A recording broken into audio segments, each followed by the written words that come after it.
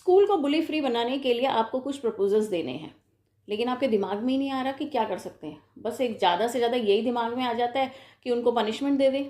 तो उसके अलावा और भी चीज़ें हैं जो हमने यहाँ पर इस वीडियो में डिस्कस करी है, क्योंकि वो ही मेन कंटेंट है। मेन कंटेंट के ही सबसे ज़्यादा नंबर होते हैं। तो ये चीज़ें ब्रेनस्टॉर्मिंग करने से और हमारी इस तरीके की वीडियोस देखने से ही आपके दिमाग में आ सकती हैं, वरना नहीं आ सकती। Hello and welcome to your own channel, madam RG. You are a member of a school committee working to reduce bullying. Write a diary entry outlining your proposals for creating a bully-free school. आपको अपने school को बुली free करना है, तो उसके लिए आपको एक डायरी एंट्री लिखनी है और उसके लिए आप क्या क्या सुझाव दे सकते हैं। सबसे पहला स्टेप की डायरी एंट्री होती क्या है? डायरी लिखना एक पर्सनल एक्टिविटी है जिसमें हम अपनी थॉट्स और फीलिंग्स लिखते हैं। जैसे हम अपने दिन के इम्पॉर्टेंट इवेंट्स भी लिख सकते हैं और वैसे ही किसी भी स्पेशल टॉपिक पर भी लिख सकते हैं। जैसे कि आज हम लिखने वाले हैं बुलिंग को रोकने के आइडियाज़। एक बात याद रखनी ज़रूरी है कि डायरी एंट्री जो है वो हमेशा फर्स्ट पर्सन में की जाती है। जो लिखने वाला है वो आई करके ही लिखेगा, क्योंकि वो लिख रहा है और उसमें डेट और टाइम मेंशन करना ज़रूरी होता है। स्टेप 2 है डायरी एंट्री का सही फॉर्मेट जाना। डायरी एंट्री का फॉर्मेट बहुत ही आसान है। जब आप लिख रहे हैं, आज की डेट लिखिए, जिस टाइम पे लिख रहे हैं वो टाइम लिखिए और शुरुआत का फिक्स पार्ट होता है डियर डायरी।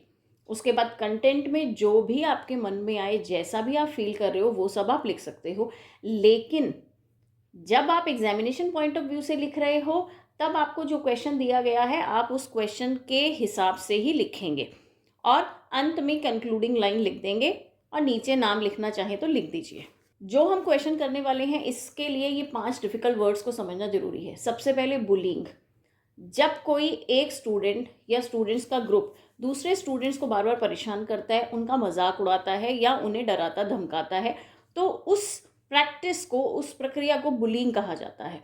और जो डरा रहा है वो बुली है, BULLY, और जिसे डराया जा रहा है वो विक्टिम है, यानी कि शिकार है।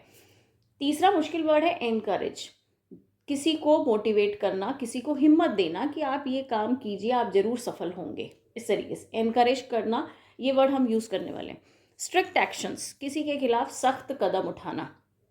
पांचवा है सेफ एनवायरनमेंट, सेफ वातावरण, सुरक्षित वातावरण, सेफ माहौल। ये है सबसे इम्पॉर्टेंट पार्ट इस वीडियो का, क्योंकि क्वेश्चन में कहा गया है कि अपने स्कूल को बुली फ्री बनाने के लिए प्रपोजल्स दीजिए। अब प्रपोजल्स क्या क्या हैं, दिमाग को थोड़ा सा स्क्रैच कीजिए और जो जो प्रपोजल दिमाग में आ रहे हैं उनको एक बार रफली नोट कर लीजिए। तो सबसे पहले तो यही आता है कि जो बुलीज़ हैं उनको पनिशमेंट देनी चाहिए, उसके लिए स्ट्रिक्ट रूल्स बनाने चाहिए। दूसरी चीज़ है कि एक अवेयरनेस प्रोग्राम बनाओ, कि सबको जागरूक करो कि भाई इस तरीके से कमज़ोर लोगों को परेशान करना या उनका फ़ायदा उठाना गलत है। तीसरी चीज़, जो वीक स्टूडेंट्स हैं उनको एनकरेज करो कि अपनी आवाज़ उठाओ, अपनी परेशानी दोस्तों और टीचर्स को बताओ और उनकी मदद लो। चौथी चीज़ जो आज के टेक सेवी दुनिया में हम कर सकते हैं कि CCTV कैमरे लगा दिए जाएं, ताकि कोई भी बुलिंग का इंसिडेंट जो अगर होता है तो वो रिकॉर्ड हो सके। तो इन सभी पॉइंट्स को ध्यान में रखते हुए हम अपने पूरे फॉर्मेट के हिसाब से अपनी डायरी लिखने वाले हैं। चलिए डेट डाली, dear diary. Today we discussed ideas to make our school free from bullying. आज हमने कुछ आइडियाज़ डिस्कस करे अपने स्कूल को बुलिंग से बचाने के लिए। आज अपने स्कूल को बुली फ्री बनाने के लिए हमने कुछ आइडियाज़ डिस्कस किए। We decided on some critical steps. First, we will have an anti bullying club where students can report problems and get help. सबसे पहले हम स्कूल में एक एंटी बुलिंग क्लब बनाएंगे जहाँ पर बच्चे अपनी रिपोर्ट दर्ज करा सके और उन्हें मदद मिल सके। Teachers will also watch closely to stop bullying early. और टीचर्स भी इस पर पूरा ध्यान रखेंगे कि इस पर जल्दी से एक्शन लिया जा सके।